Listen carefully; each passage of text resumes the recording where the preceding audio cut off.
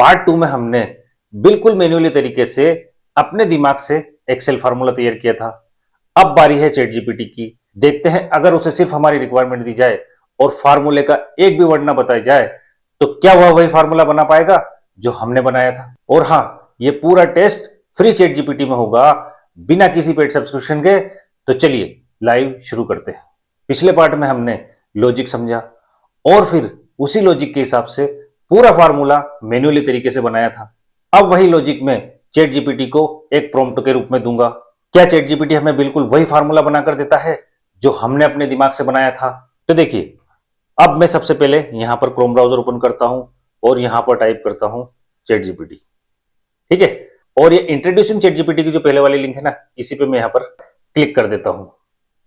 अब मैं यहां पर ये ट्राई चैट जीपीटी पे क्लिक कर देता हूं और मैं यहां पर अपने ईमेल आईडी से चैट जीपीटी में लॉगिन कर लूंगा।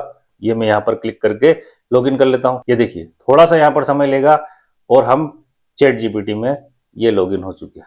अब मैं चैट जीपीटी को ये प्रॉम्प्ट दूंगा, आप एक एडवांस माइक्रोसॉफ्ट एक्सेल एक्सपर्ट हैं। अब देखिए, मेरी वर्कशीट में ये कॉलम है।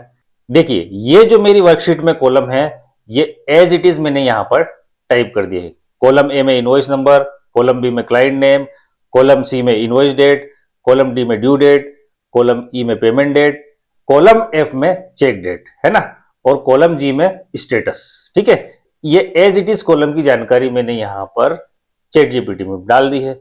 अब देखिए, मुझे स्टेटस कॉलम के लिए केवल एक एक्सेल फार्मूला चाहिए। अब देखिए, मुझे जो है ये स्टेटस कॉलम के लिए केवल एक फार्मूला चाहिए। फार्मूले का क्या लॉजिक है? देखिए, फार्मूले का लॉजिक है, अगर पेमेंट डेट भरी हुई है और पेमेंट डेट ड्यू डेट से बड़ी है तो लेट लिखा हुआ आ जाए। यहां पर अगर पेमेंट डेट ड्यू डेट से बड़ी है तो यहां पर स्टेटस में लेट लिखा हुआ आ जाए, मतलब क्लाइंट ने पेमेंट लेट किया है। अब आगे क्या है? अन्यथा ऑन टाइम लिखा हुआ आ जाए। अगर पेमेंट डेट ड्यू डेट के बराबर या उससे पहले है तो यहां पर ऑन टाइम लिखा हुआ जाए। ऑन टाइम का मतलब समय पर या समय से पहले पेमेंट हो चुका है। अब आगे क्या है? देखिए, अगर पेमेंट डेट खाली है और चेक डेट ड्यू डेट से बड़ी है तो पेंडिंग लिखा हुआ जाए। ये ग्रेटर देन का सिंबल है, मतलब चेक डेट ड्यू डेट से बड़ी है तो पेंडिंग लिखा हुआ जाए। ठीक है, यहां पर अगर पेमेंट डेट तो खाली है और चेक डेट ड्यू डेट से बड़ी है तो यहां पर पेंडिंग लिखा हुआ आ जाए, मतलब अभी तक पेमेंट नहीं हुआ है। अन्यथा ऑन टाइम लिखा हुआ आ जाए। ऑन टाइम मतलब अगर पेमेंट ड्यू डेट से पहले या ड्यू डेट पर हो चुका है तो यहां पर स्टेटस में ऑन टाइम लिखा हुआ आ जाए, मतलब पेमेंट टाइम पर या उससे पहले हो चुका है। अब आगे देखिए, कृपया केवल एक सही फार्मूला दें। बस ये प्रॉम्प्ट हमको चैट जीपीटी को दे देना है। और अब हम क्या करेंगे? ये सेंड बटन पे यहां पर क्लिक कर देंगे। जैसे ही हम सेंड बटन पर क्लिक करेंगे तो ये देखिए, चैट जीपीटी ने हमको बड़ी आसानी से ये फार्मूला बनाकर दे दिया। अब इस फार्मूला को हम यहां से कॉपी करेंगे और हमारी एक्सेल शीट में आएंगे और यहां पर कंट्रोल वी से इसको पेस्ट कर देंगे। तो देखिए, ये यहां पर ऑन टाइम लिखा हुआ आ रहा है। क्यों लिखा हुआ आ रहा है?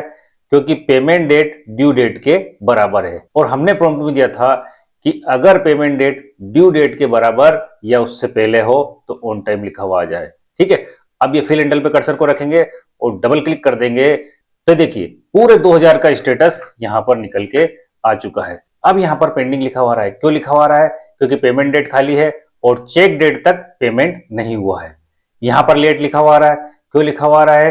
क्योंकि ड्यू डेट है 10/1/2026 और पेमेंट हुआ है 13/1/2026 को, इसलिए यहां पर लेट लिखा हुआ आ रहा है। यही एआई की सबसे बड़ी ताकत।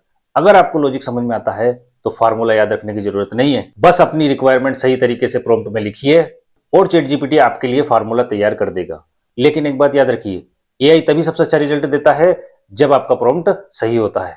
लेकिन एक बात हमेशा याद रखिए, अगर आपको लॉजिक नहीं आता तो चैट जीपीटी को दिया हुआ प्रॉम्प्ट भी समझ में नहीं आएगा। इसीलिए पहले एक्सेल का कॉन्सेप्ट सीखिए और फिर एआई का यूज कीजिए, तभी आप फार्मूले का मास्टर बनेंगे, कॉपी पेस्ट करने वाले नहीं। अगर आपको इस वीडियो में इस्तेमाल की गई प्रॉम्प्ट और प्रैक्टिस फाइल चाहिए तो कमेंट में लिख दीजिए चैट जीपीटी और मैं आपको प्रैक्टिस फाइल जरूर दूंगा।